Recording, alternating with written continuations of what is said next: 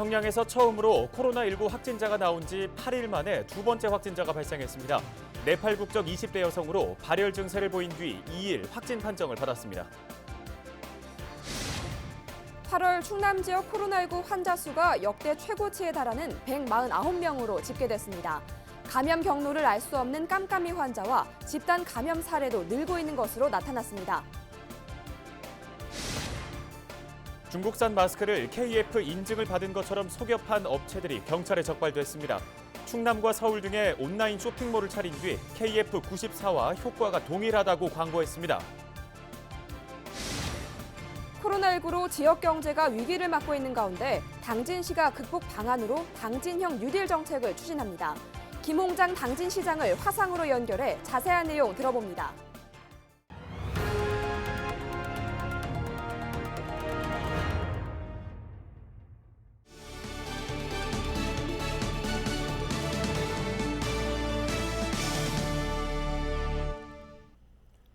시청자 여러분, 안녕하십니까? 헬로티비 뉴스 충남 시작합니다. 오늘의 첫 소식입니다.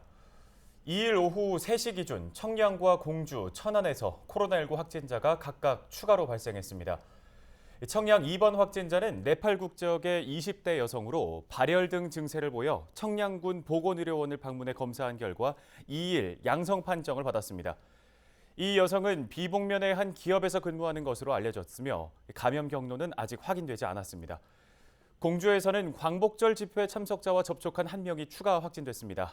부여 14번 확진자의 배우자로 자가격리 13일 만에 무증상 상태에서 확진 판정을 받았습니다. 천안시의 코로나19 확진자는 성거읍에 사는 50대고요. 감염 경로는 아직 파악되지 않고 있습니다.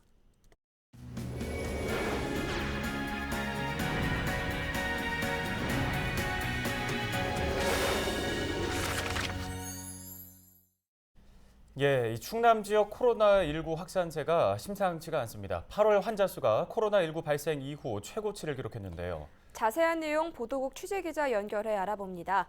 네, 한범호 기자, 지난달 확진자가 몇 명으로 집계됐습니까? 8월 한 달 동안 충남에서 코로나19에 감염된 환자는 모두 149명입니다. 9월 1일 기준 충남 전체 누적 확진자 346명의 40%가 넘는 인원이 지난달에 나온 건데요. 이전까지 충남에서 가장 확진자가 많았던 시기는 2월과 3월이었습니다. 당시 이른바 줌바댄스라는 단체 운동을 하면서 실내 체육시설을 중심으로 집단 감염이 발생했는데요. 2월과 3월 두 달 동안 131명이 확진 판정을 받았습니다. 이후 확산세가 다소 주춤하며 5월에는 확진자가 3명으로 줄기도 했는데요. 6월과 7월 각각 20명대를 기록한 뒤 8월부터 다시 증가세에 접어든 겁니다. 8월 한 달 동안 좀 확진자 발생 추이를 살펴보면 서울에서 집회가 있었던 광복절을 기점으로 해서 늘고 있다고요.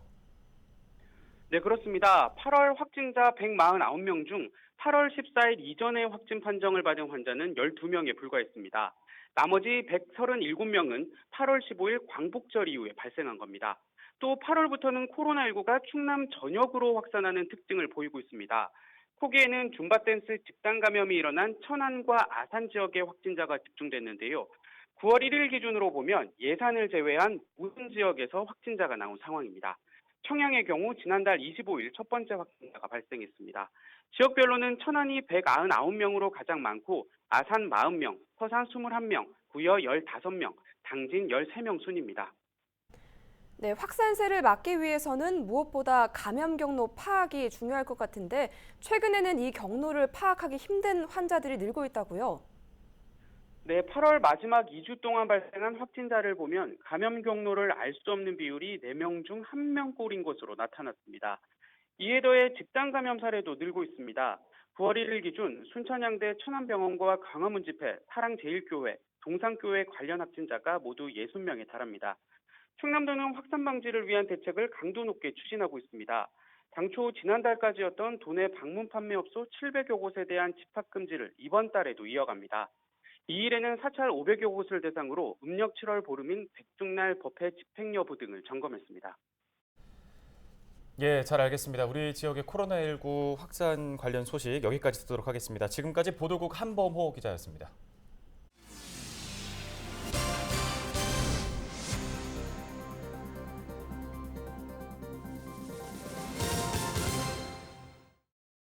장기화되고 있는 코로나19 사태 극복을 위한 대안으로 한국형 뉴딜이 떠오르고 있는데요.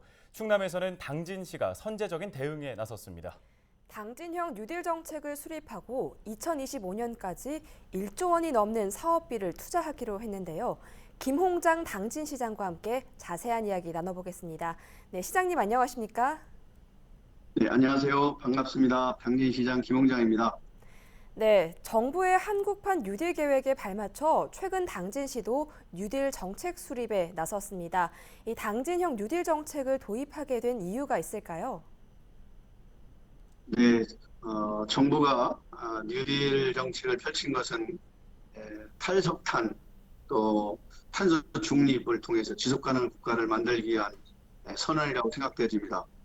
우리 당진시는 서해안의 중심 도시로 발전해가는 도시인데요. 우리 당진시는 석탄화력 발전소가 10기가 있습니다. 석탄화력 발전소와 함께 우리 당진시가 발전량이 약 1000만 킬로와트 전력을 생산하는데요.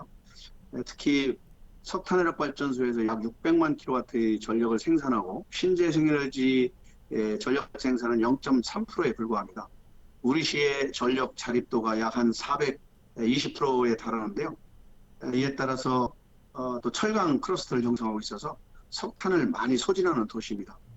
따라서 탄소 또 대기오염물질을 많이 배출하는 도시여서 이번 정부에서 추진하고 있는 한국판 그린 뉴딜 사업에 적극적으로 도입해서 우리 당진시가 탄소 넷제로를 만들어가고 특히 우리 당진시가 지금 기후 위기를 맞고 있는 이 문제를 해결하기 위해서 그린 뉴딜 정책을 최우선 정책으로 지금 추진하고 준비하고 있습니다.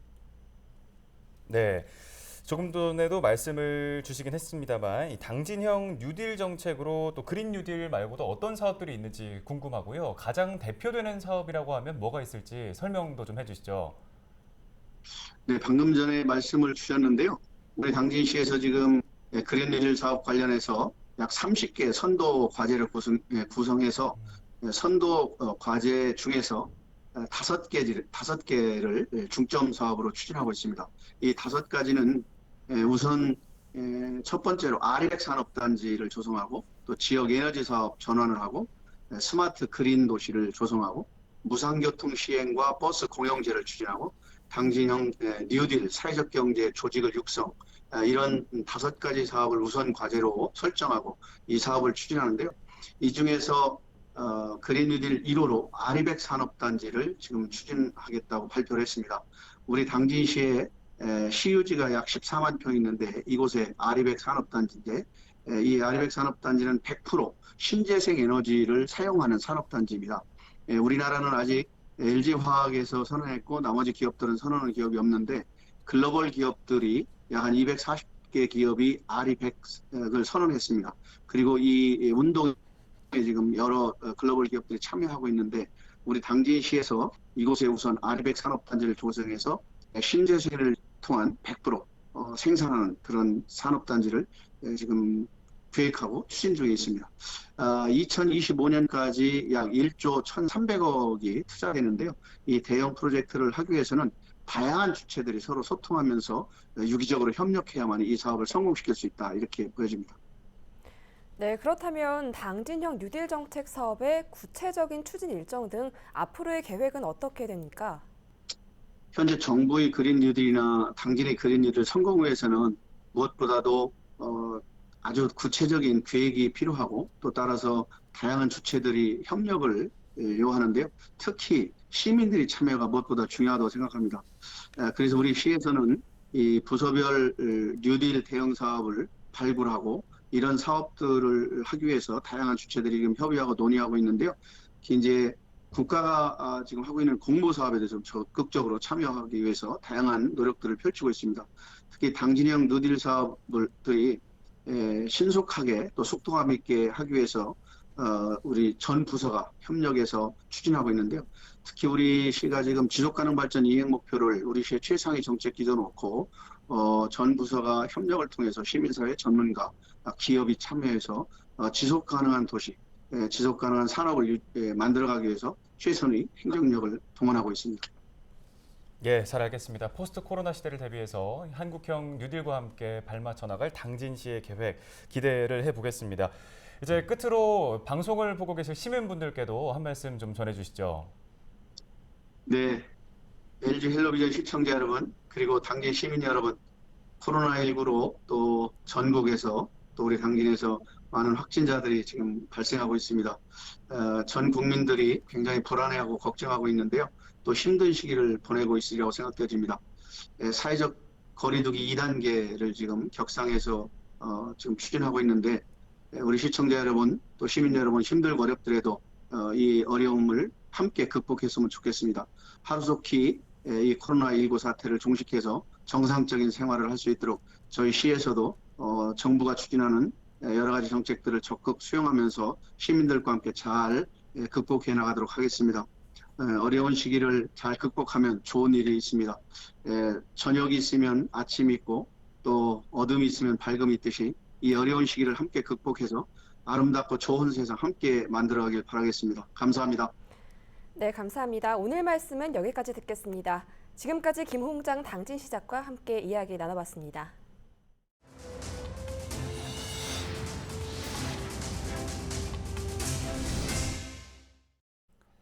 다음 소식입니다. 서산과 평택, 화성 등에서 양귀비를 불법 재배한 일당이 적발됐습니다.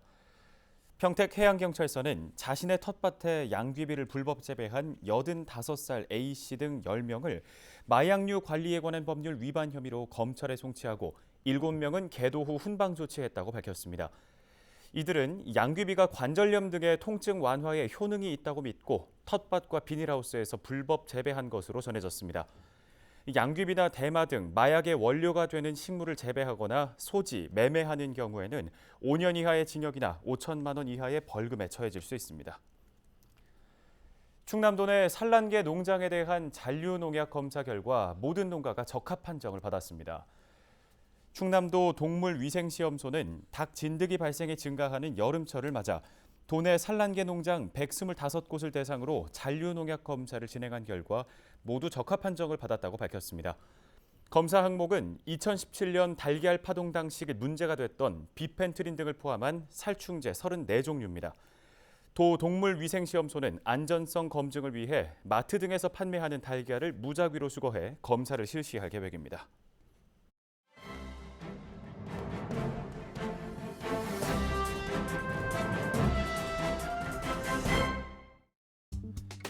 신문브리핑 충청투데이 기사입니다.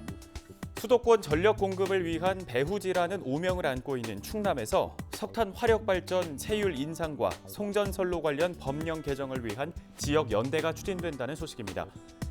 앞선 20대 국회에서도 제도적 장치를 마련하기 위한 활동이 있었지만 뚜렷한 성과를 거두지 못했던 만큼 이번 연대 구축을 통해 물꼬를 틀 수 있을지 주목되는데요.